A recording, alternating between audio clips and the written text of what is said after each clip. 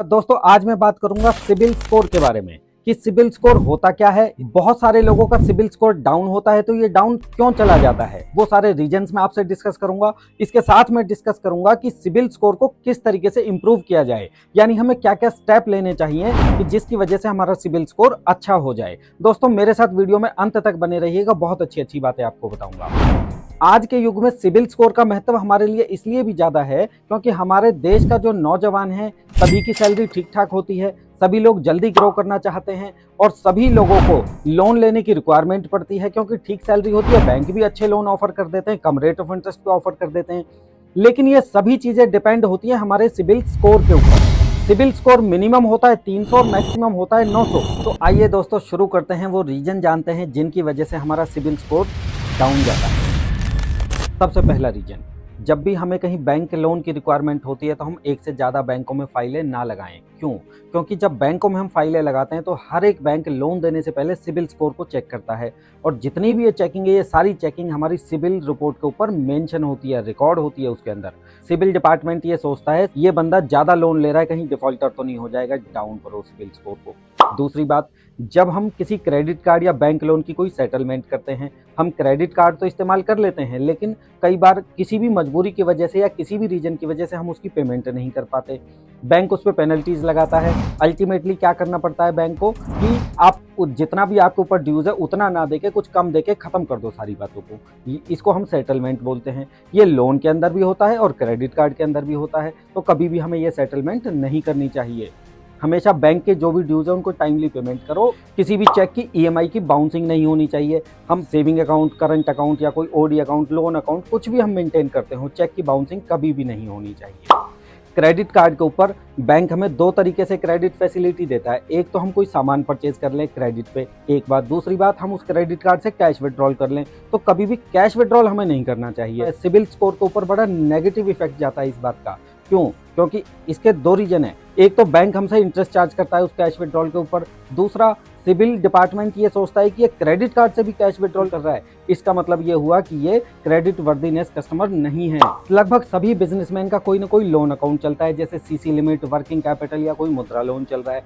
तो कभी भी इन लोन अकाउंट की लिमिट को क्रॉस मत कीजिए। मींस किसी की लिमिट अगर 10 लाख रुपए तो 10 लाख रुपए से ज़्यादा मत जाने दीजिए उसको।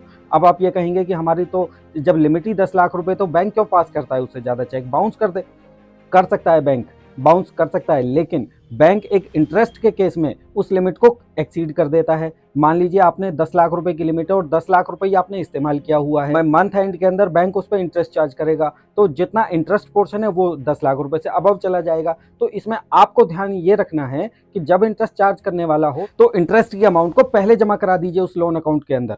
कभी भी किसी भी लोन की ईएमआई, मान लीजिए किसी का होम लोन चल रहा है, कोई पर्सनल लोन चल रहा है, ईएमआई की बाउंसिंग नहीं होनी चाहिए, बेशक वो चेक के थ्रू हो या ईसीएस के थ्रू हो।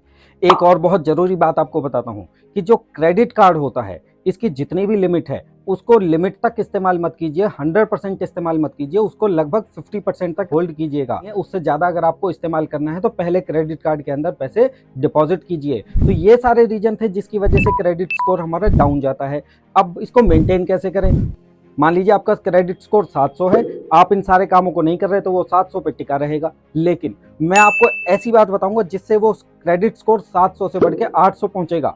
अब हम जानते हैं कि क्रेडिट स्कोर को इम्प्रूव कैसे करें। सबसे पहले जो भी आप क्रेडिट कार्ड होल्ड करते हो, कोई पुराना क्रेडिट कार्ड है उसको होल्ड कीजिए, उसको कभी भी खत्म मत कीजिए और उसको धीरे धीरे इस्तेमाल करते रहिए, पेमेंट करते रहिए। क्रेडिट कार्ड जितना पुराना होगा आपका सिबिल स्कोर इंप्रूव होता रहेगा। अगर आपने जीवन में कभी भी लोन नहीं लिया है तो एक पहला लोन जरूर लीजिए, टेक योर फर्स्ट लोन। बेशक आपके जेब के अंदर पैसे रखे हुए हों लेकिन फिर भी आपको लोन लेना चाहिए। क्यों? क्योंकि ये लोन लेना हमारे क्रेडिट स्कोर को इम्प्रूव करता है।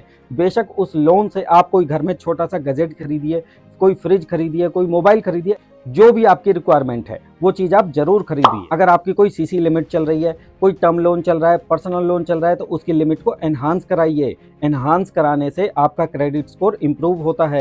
अगर आपके पास एक बैंक का क्रेडिट कार्ड है तो किसी दूसरे बैंक का क्रेडिट कार्ड भी लीजिए।